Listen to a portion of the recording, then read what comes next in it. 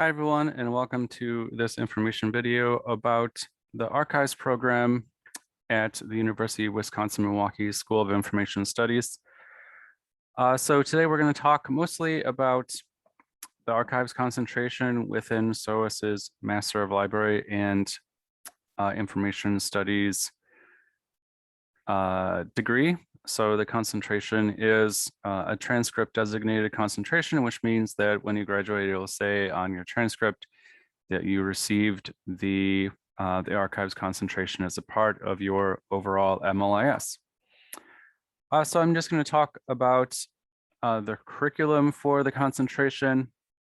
I'm going to introduce myself and Dr. Force, who are the instructors that you'll have for several of your archives concentration courses. And I'm going to go over some of what I like to call keys to success. So ways that you as a student can take steps to graduate in order to be competitive on the job market. So just some ways that you can kind of separate yourselves from other people that are also graduating and have an advantage when you go to look for an archival position in the future. So as I mentioned, we'll do some introductions fairly quickly. So this is Dr. Force. He is an associate professor here at SOAS. As you can see, has his PhD in archival and information studies and MLS with an archives concentration.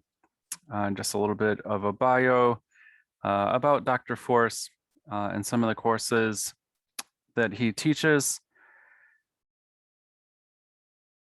Some publications as well. So you can see his research interests are digital archival collections, digital libraries, archival science pedagogy, the history of information management practices, and legal issues associated with record keeping practices. So Dr. Force tends to focus more on the technical side of archiving.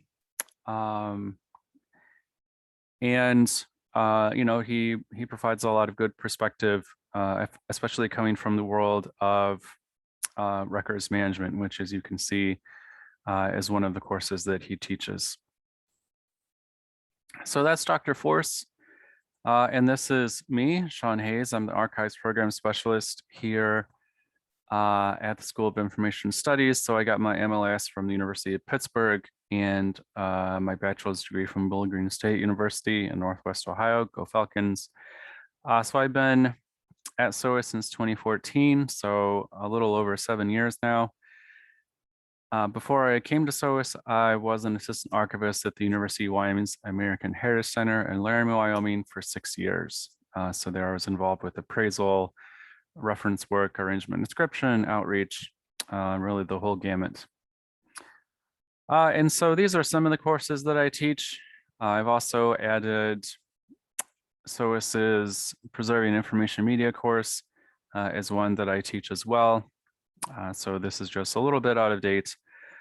Here's my contact information. If you have any questions about anything that you hear today, feel free to call me or shoot me an email, and I'll be happy to answer any questions that you have. And here are my research interests. So social justice and archives, community archives, which is one of the courses that I teach, community participation in archives. I'm particularly interested in how archives influence identity construction, especially among people in underserved communities. So kind of looking at how archives can help people in communities develop a sense of identity, a sense of history, a sense of place within society, and some of the positive benefits that can stem from that.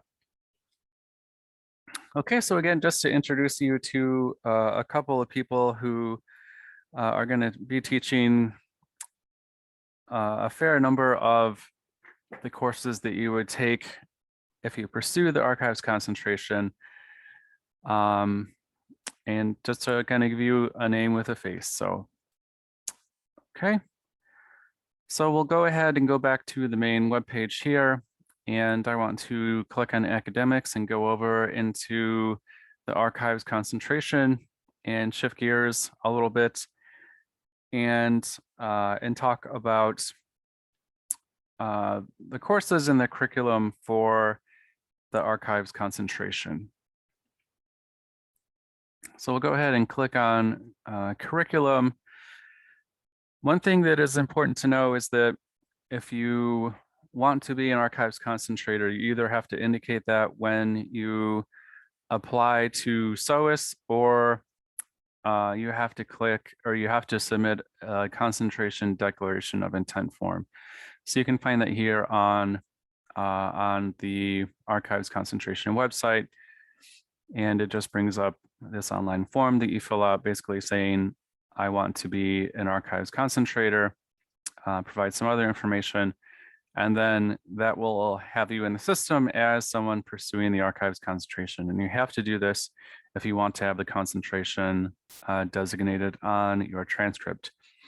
Why is this important? Because that's typically what archives are looking for when they are considering applicants. So they want to see that you have that specialized education in archives, that you have the academic background to bring to their archives in order to be a successful archivist. So in order to have that designation on your transcript, you just need to fill out and submit this form. It doesn't take very long at all.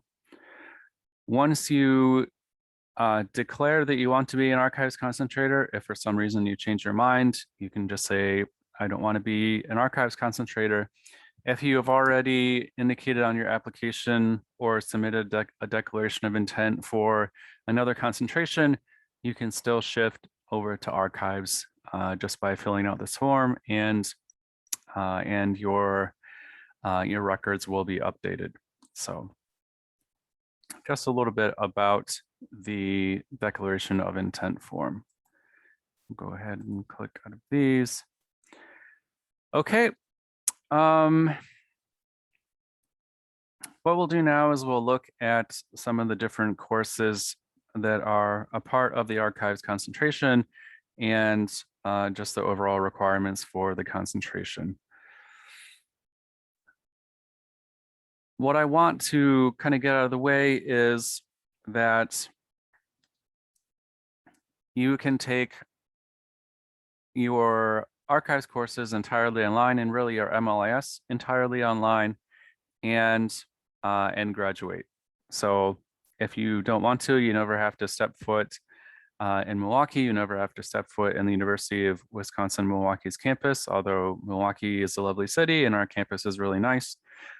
So really, no matter where you're living, you can complete your MLIS and your archives concentration completely online. You could also complete it completely on site. If you are a person that really values being in the classroom and you only want to take on-site courses, then that is an option for you as well. If you want to do some of one and some of the other, which is pretty common these days, then that is an option as well. So you have a lot of flexibility as far as how you choose to take the classes that you need in order to receive your MLIS and your archives concentration within your MLIS.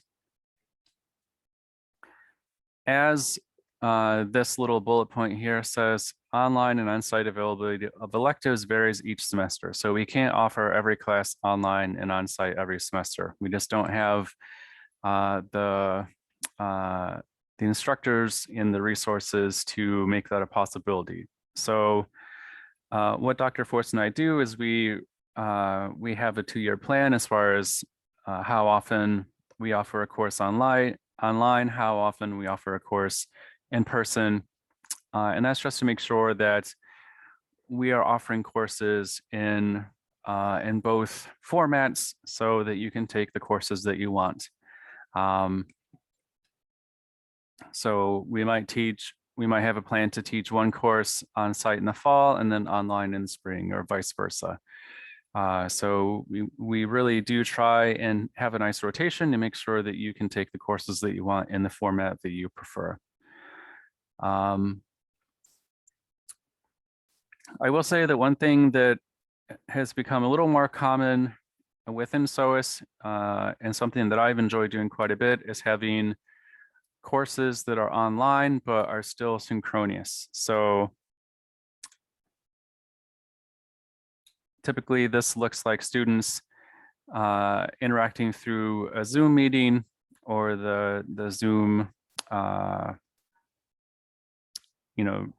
through a Zoom chat, and that's what a lot of the interaction looks like. This is nice because it is open to students who live anywhere. So again, you don't have to come to Milwaukee, and you can still have the experience of interacting with your classmates sort of in real time and bouncing ideas and getting ideas from them. And that's what a lot of students prefer. They prefer to have that interactivity. You do have to typically be in front of your computer and available at a certain time. So that's a little bit more limiting than a normal online course. But you just have to kind of weigh the pros and cons and see which one you prefer to do. So again, a lot of it really is based on your preferences, and our goal is to be able to provide you classes in the format that you like, whether it's online asynchronous, online synchronous, on site, or whatever your preferences are. Okay, so let's go ahead and look at the program requirements. So in order to receive the archives concentration, you have to take 15 credits of coursework within your MLIS.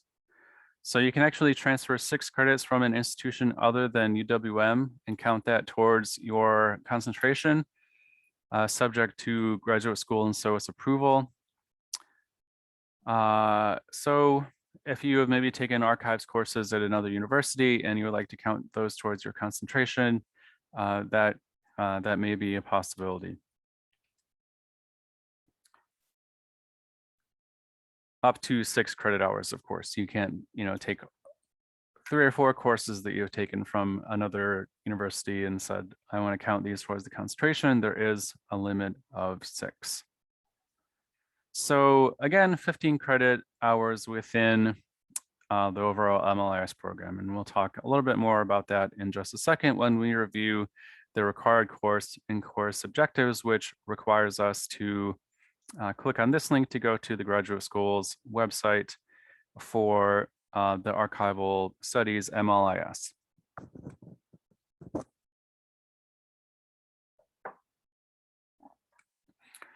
Okay, so I won't talk about application deadlines or admission too much. If you have any questions about any of these things, I would really encourage you to reach out to an advisor at SOAS, and they can definitely make sure that you are on the right track. And you can shoot me any questions you have about admission as well, if you haven't been admitted yet. And I will do my best to either answer them myself or to put you in contact with someone that is more capable of answering questions about admission than I am. So let's go down and look at the credits and courses. So your MLIS is typically going to be 36 graduate credits. Unless you already have a master's degree, then you only need 30 credit hours for your MLIS. So 30 of these must be in library and information science, and up to 6 more may be in related areas. So maybe there's a course in women's studies that you are interested in taking, or maybe there's a course in urban architecture or history, or some field that you can say is related to library science in some way. You have a little bit of flexibility to take that course and count it towards your overall MLIS.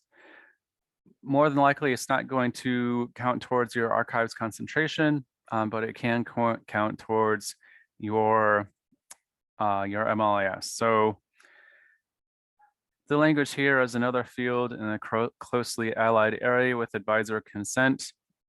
What constitutes a closely allied area is a little subjective, but just make sure that you talk to an advisor before you count on courses counting towards your MLIS. But it is nice to have a little bit of that flexibility to kind of look around for other courses and other departments.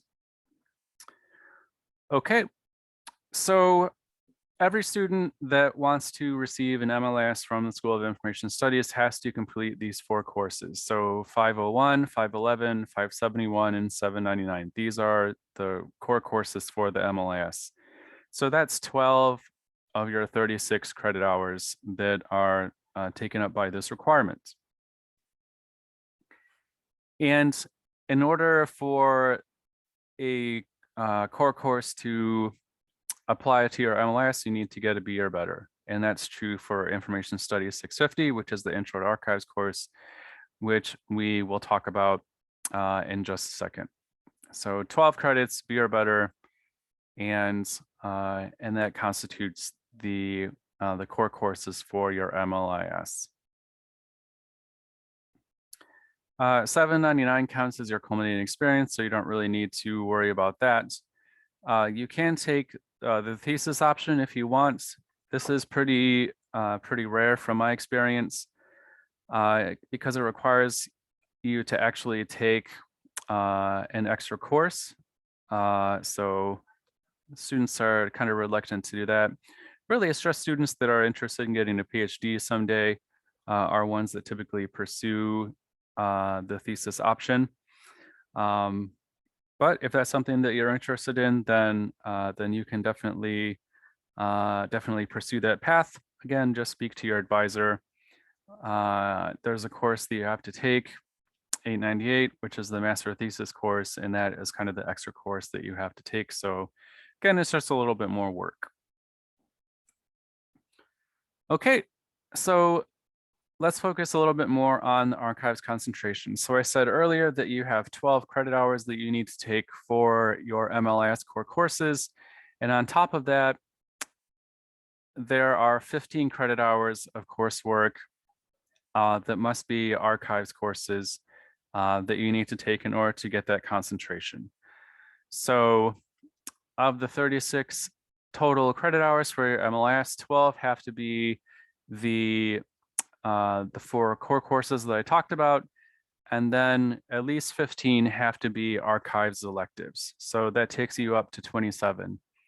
And then you have 6 credit hours that you can kind of do with what you like. So, you know, that could be additional archives courses. It could be additional courses from the MLIS. It could be those courses outside of SOAS that I talked about.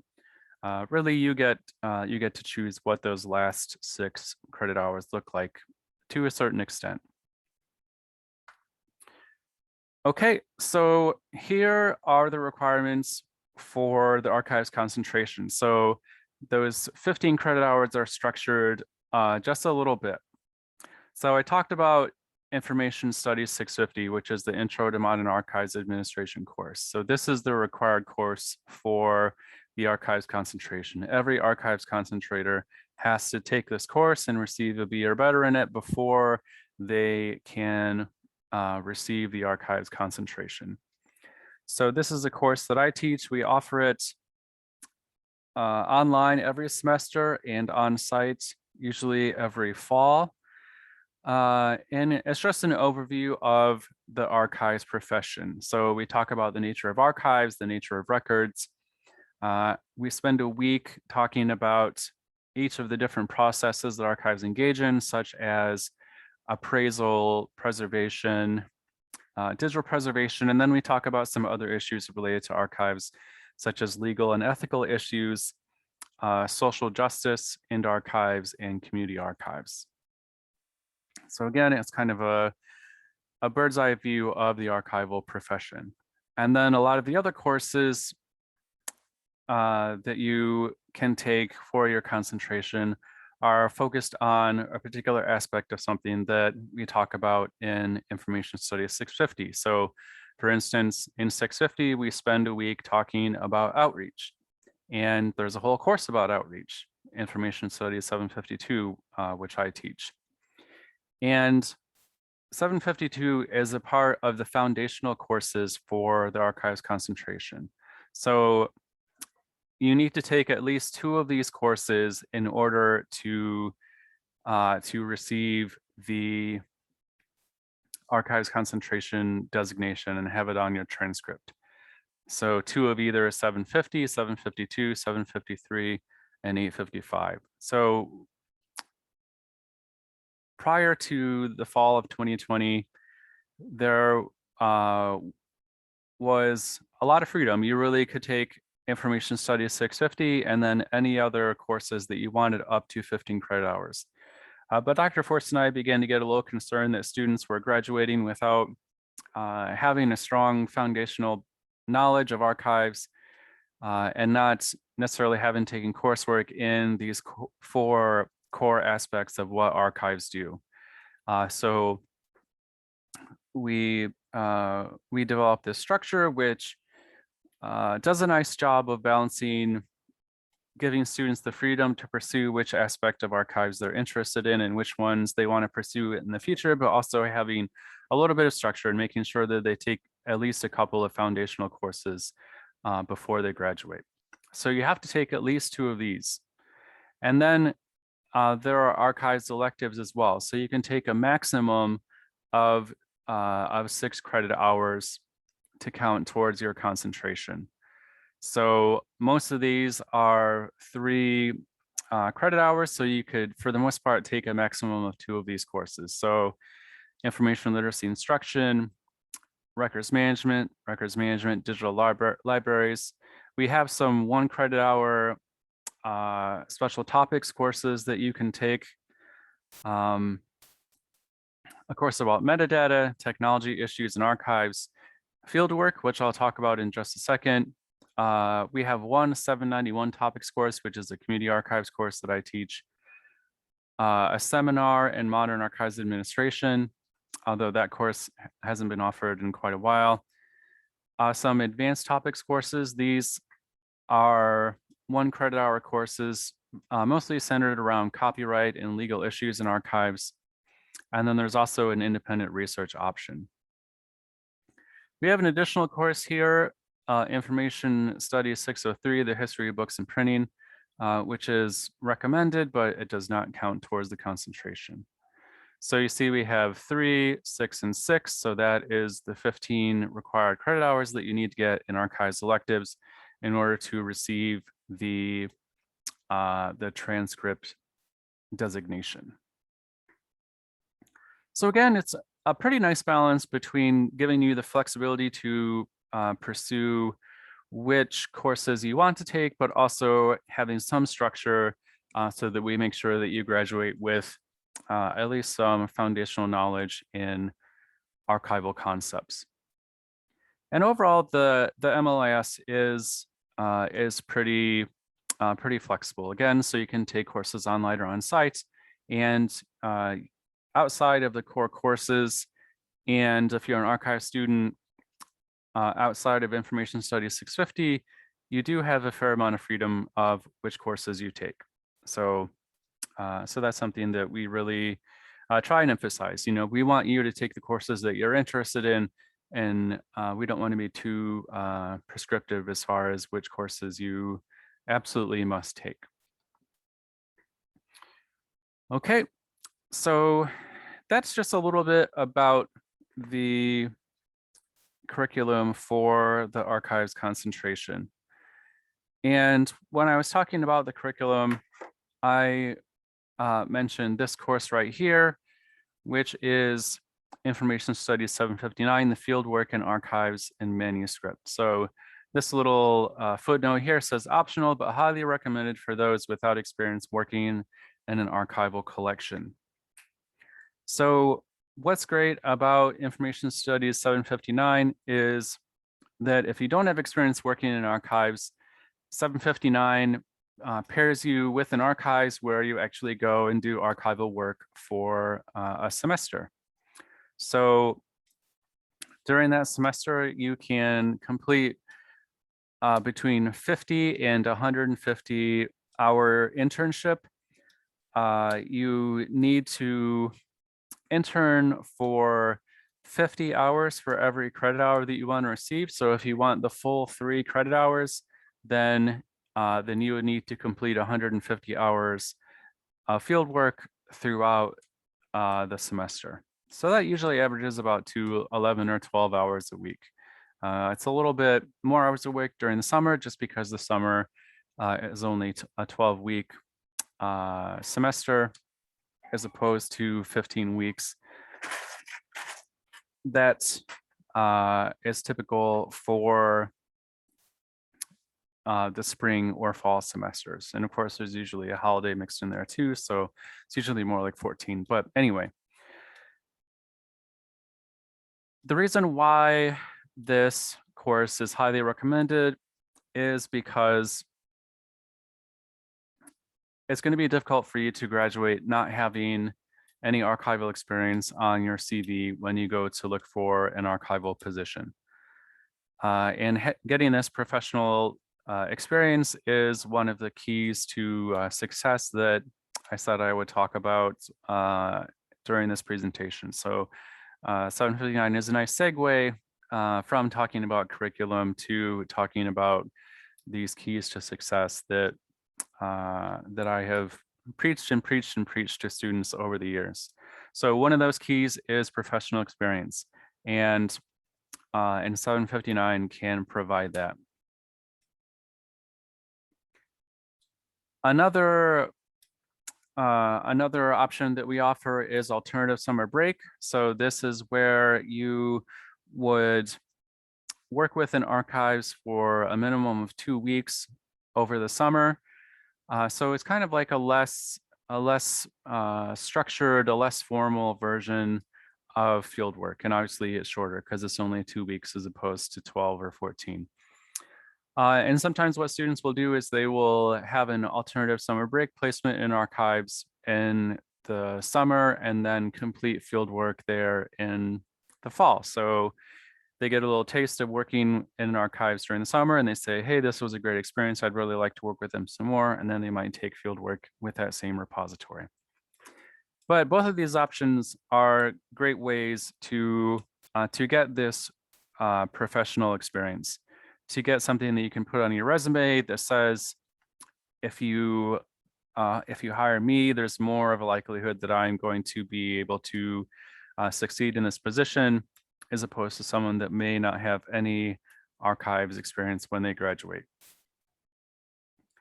Another great thing about field work and alternative summer break is that they are a great way to do networking.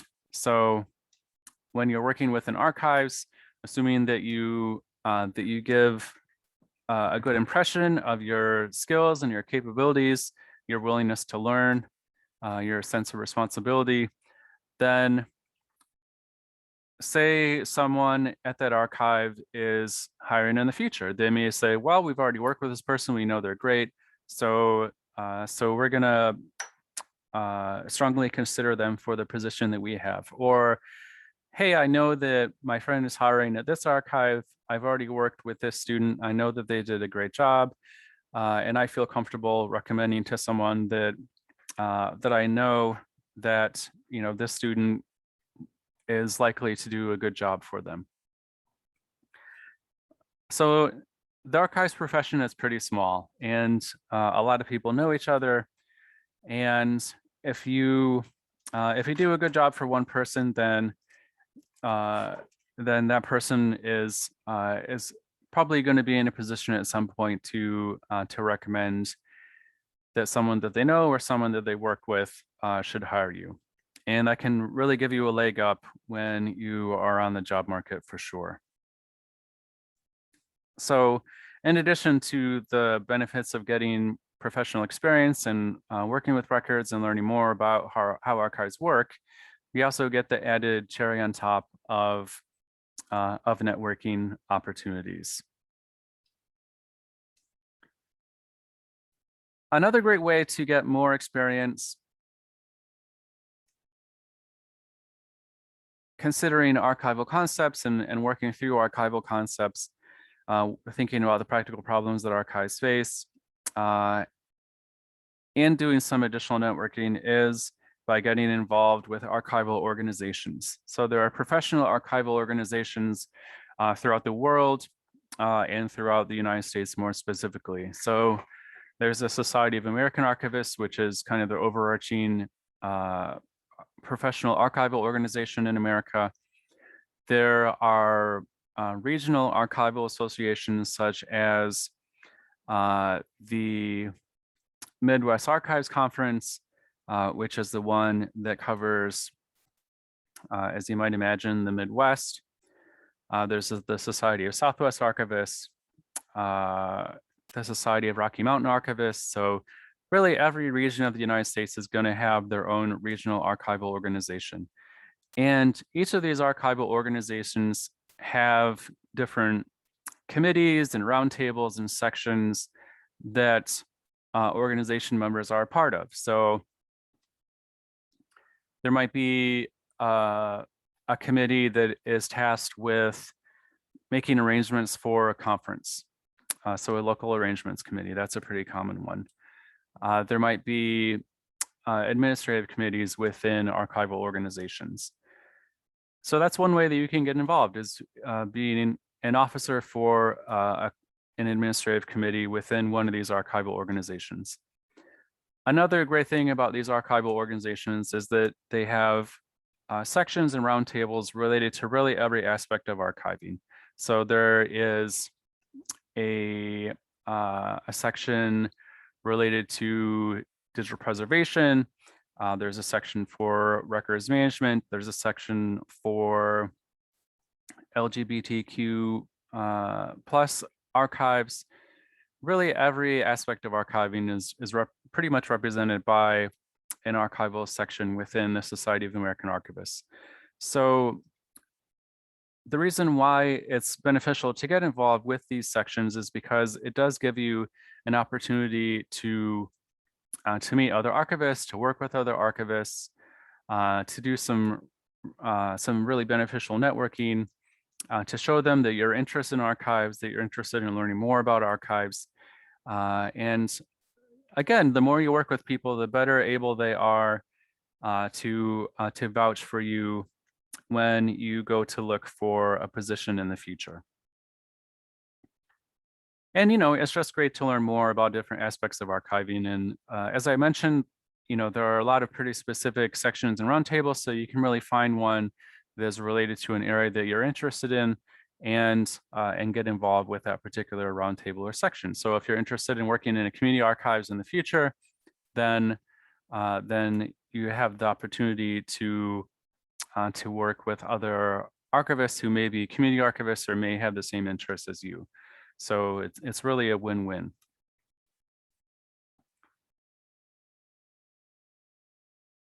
Another key to success, so in addition to getting involved with archival organizations, in addition to thinking about taking field work and alternative summer break, is attending conferences and workshops. So obviously conferences and workshops are great ways to learn more about archiving. So you can go to different sessions at a conference that match things that you're interested in or things you want to learn more about. You can take workshops about a topic that you may not know a whole lot about and you want to learn more about or get more experience with.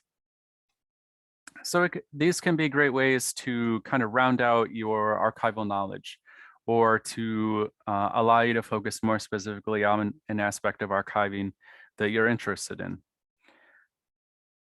So there's a lot of benefit just from an academic or intellectual standpoint from attending workshops and conferences. Plus, as something else that you can put on your resume and say, hey, I went to this conference, I went to this workshop, and you know, that can help separate you from other applicants a little bit. Or, you know, you could present at a conference too. That's certainly an option that students have pursued in the past. So in addition to deepening your archival knowledge through conferences and workshops, again, these are great ways to network.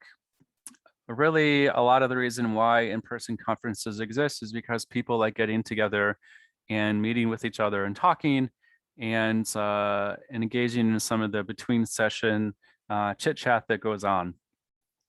And these are great opportunities to meet other archivists, introduce yourself. Maybe if there is an archivist that is in an aspect of archiving that you're interested in, say, hey, I'm really interested in what you do. Can you tell me more about it? Or, how do you approach this particular problem?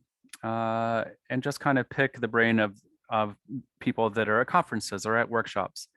And again, this can be a great way for them to get to know you and to know that you have the ambition and the interest to attend workshops and conferences and to try and learn more about archiving and really kind of put yourself out there. So these workshops and conferences can be great networking opportunities as well.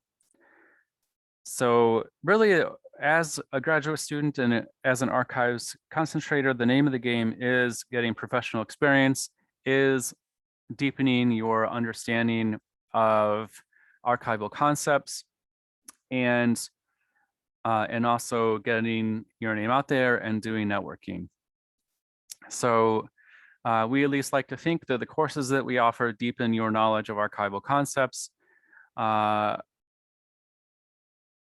If you take fieldwork, that gives you an opportunity to get professional experience and to do networking.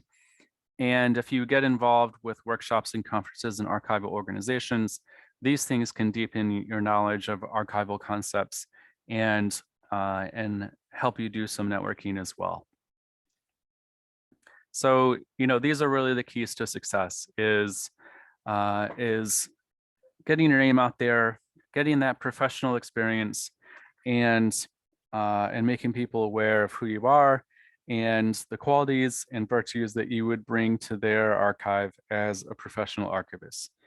And the more you're capable of doing that, the better position you'll be to find a job when you graduate in the future.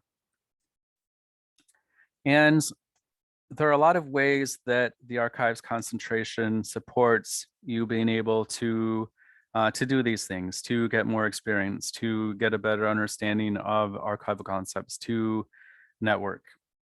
So again, through the courses that we offer, by having a fieldwork course that provides you with academic credit for completing fieldwork, and also by making you aware of opportunities for things like conferences and workshops and other professional development opportunities that we're aware of.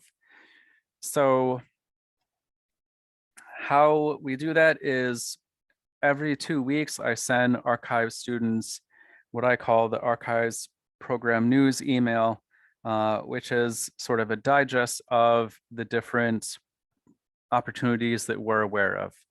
So, this scholarship is being offered to go to this conference. This conference is looking for conference proposals.